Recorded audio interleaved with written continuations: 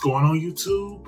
This is your boy Nick, and today we're talking about the media scruff with CM Punk. There was a big altercation that happened, and we're gonna jump right into this. So hear me out. CM Punk fought at All Out main event. He beat John Moxley. Didn't agree with that. Whatever, he beat him. I was okay with it. MJF makes the big return, the return we were all anticipating. Is MJF gonna come back? Is he this? Is he that? MJF came back in an incredible fashion. Turns out that wasn't a work, because they still rolled with him walking out on the company as played on the message, which was like an intro to him coming, whatever. So MJF comes back, right? Signals that he wants the title. CM Punk raises it in and everything looks good. I'm loving this, right? This is whatever. Then afterwards, there's this press conference. And without being asked about Colt Cabana, CM Punk somehow mashed potatoed that into the conversation that him and a reporter, that he answered from a reporter. He was asking him, was he friends with him? No one mentioned Colt Cabana. CM Punk literally bought him up. You're going to get a little bit taken aback on this one, because I actually want to defend CM Punk a little bit on one thing, and I want to actually shift the attention over to Tony Khan, because Tony Khan was sitting there as CM Punk just buried all the EVPs, just sat there and just buried them. But let me explain something why I don't want to fully blame CM Punk. I had some time to think about it. Me and my best friend was talking about it a lot. I had some time to think about it. The reason why I want to get on Tony Khan is because this is kind of your fault for giving people too much freedom. So what happens is you got a group of grown kids. CM Punk said that. CM Punk said that I have a bunch of children or babies, when in fact you are one of the kids too. You are all kids. They are all fighting, doing this. These grown men with babies and wives and, just seriously, big grown man babies. Just all fighting.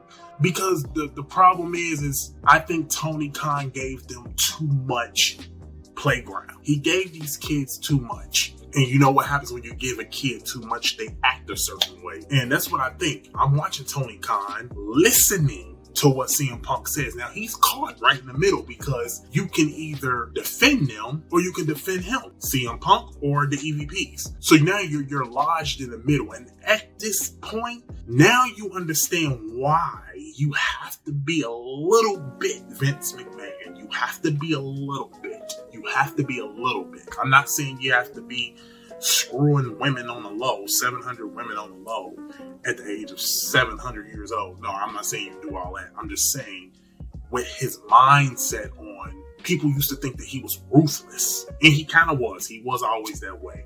Firing people like this, you know what I'm saying? But Tony Khan needs a little bit of that, because I think the problem is WWE has kind of messed up how people are with their freedom of speech and stuff like that. And I think Tony Khan wanted to give it completely to the talent. So now what you got is you got CM Punk, who just freely, instead of talking about his AEW title win, instead of talking about MJF returning and wow, this is a crazy thing, he focuses attention. You didn't even pick a different time. You picked that time. That was widely weird that he picked that time to do that. That was crazy. And like I said, I see Tony Khan. Tony Khan ain't say nothing. At one point, you could see his facial expressions. He was shocked by a lot. Now you hear that there's an altercation that's going on back there. So now he's forced to make a decision. Okay, now let's be honest. Eddie Kingston and Sammy Guevara had whatever his last name is. They had a little feud, or something happened, altercation backstage, and Eddie Kingston punched Sammy. They figured it out and got their stuff under control. Again, big babies, whatever. But the same thing happened. Eddie Kingston got suspended, I believe. So, if you're Tony Khan, whose side do you take? Do you take your EVPs? Do you take the Young Bucks, Kenny Omega? Or do you take CM Punk's side? Because just say this about CM Punk, because I know I do not like this dude. But he said what he said. He said it verbal. But if you go back there in the back, and from what I'm hearing, they busted through his locker door, like to his locker room. if you surround him, he got a right to kind of be on stance because of that. So I don't really blame him on that note. And also his buddy, Ace Steel, if that's your buddy, I didn't expect him to just stay still. No pun intended, but I'm just saying, I fully expected him to help his boy CM Punk. CM Punk versus 3 other dudes. Big babies, so it doesn't even matter. That's beside the point. But I'm just saying, in terms of the fight, I completely understand. But if you're Tony Khan, I think Tony Khan needs help. And I'm not talking about because he looked like a chia pet. I'm saying he needs real help. He needs guidance himself. Where is Tony Khan's help? Do he have anybody? I feel like he's running this by himself. Where's the veterans? Where's the William Regals, the Stings? Where is all these people that help him out with putting some kind of order? Because I feel like he is trying to do this stuff alone, and he can't. It's too much for him to handle because he's trying to handle all these grown men, and he's letting them all speak whatever. You're here. Here's the mic. Go out there and say whatever you got to say. This is a different company. You can do whatever you want until they go out there and say whatever they got to say, and then they put you on blast, and then they burying your talent. Then you got to come up with different storylines because they done messed this up. Tony Khan needs some help, and like I said before, I think he needs to figure that out because this is a mess. This whole thing is a wreck, and like I said, I don't know who to place blame on. All I do know is I know CM Punk has history. I've said this time and time again. He has history.